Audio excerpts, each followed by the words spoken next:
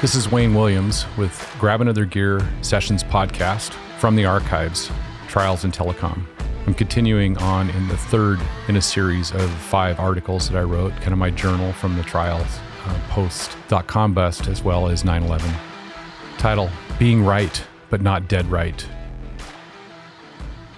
Once when I was growing up, my dad looked me in the eye and said, "Wayne, when you make a decision, you never want to be dead right."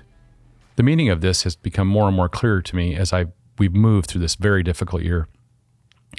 2 areas with which I frequently wrestled this year were deciding, 1, how to treat customers who were unable to follow through on their commitments after being impacted by unprecedented change, and 2, how to work with suppliers who had hedged and overpurchased supplies to meet and exceed historical growth rates. Sell differently. Last year, one customer placed an order for nearly $15 million, for which Telec generated almost $10 million in inventory. When the economy began to decline, the customer abruptly halted its projects and refused to take delivery on all of that inventory. When we approached the company with the liability, we were told, "Stand in line. There are 12 companies ahead of you." "No, you don't understand," we replied. "We have a solution." Their ears perked up and they listened. Since the customer had put on hold the project that would require the product they committed to, we became creative, offering them other product choices that they could use right away. The customer's senior vice president said, "You're the only company that's offered us a solution. We're interested." Because of our willingness to work through with this customer in new ways, Telec not only received revenue, but also began building a stronger relationship for the future. We could have pursued legal claims like other companies in the customer's supply chain.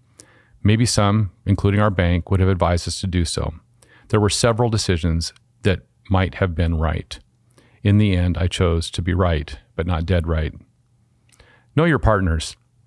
This year, 95% of Telec's supply base was willing to negotiate with us in a time of adversity and obviously wanted to see Telec survive. There also was a small percentage unwilling to work with us during these tough times. Some of the suppliers who depended on us for a substantial amount of business in the good times now blamed their excess purchases on Telec and expected full compensation. I would have thought that companies that grew and prospered on Telec's 9-year growth of greater than 25% would have been more willing to negotiate solutions rather than lose a customer who had accounted for more than 50% of their business.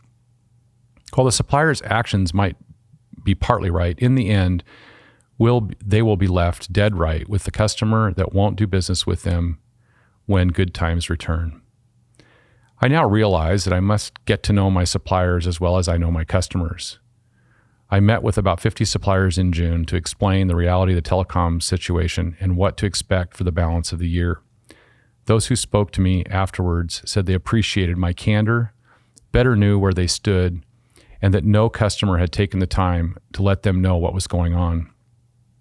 The reality is, however, perhaps nothing I could have done would have changed the reaction of the minority of suppliers who became fair weather friends. Being a born optimist, and a 7, I'm adding that in on the Enneagram, I had made assumptions about how we would be treated based on relationships during the best of times. Unfortunately, the truth about relationships is often revealed in the worst of times. And this is held true for some suppliers.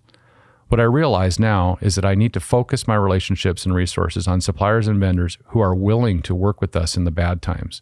The good times will take care of themselves. Avoiding dead right decisions.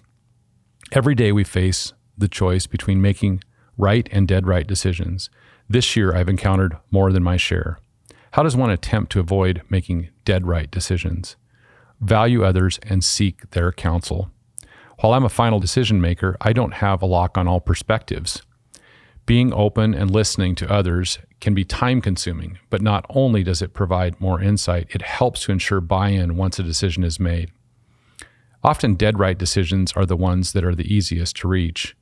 Watch out when you tire of the hassles and decide to settle for the easy choice. Understand the consequences of your actions. This year I've had to make a complete turnaround from planning for tomorrow to being rooted in today. Even though we are now looking at cash flow ahead of profit and bottom line, I can never let go of the vision of Telec's success tomorrow. And I know that we can only be successful if we plan for it now. That means nurturing those relationships with customers, with suppliers, and especially with employees who have been laid off. When the turnaround comes, I want to be open and enthusiastic about rejoining our team. Move as quickly as possible.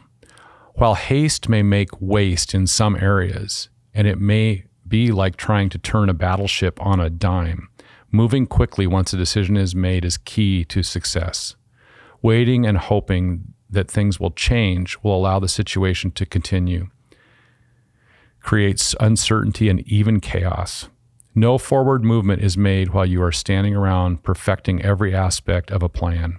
In fact, you start slipping fast. What lies ahead?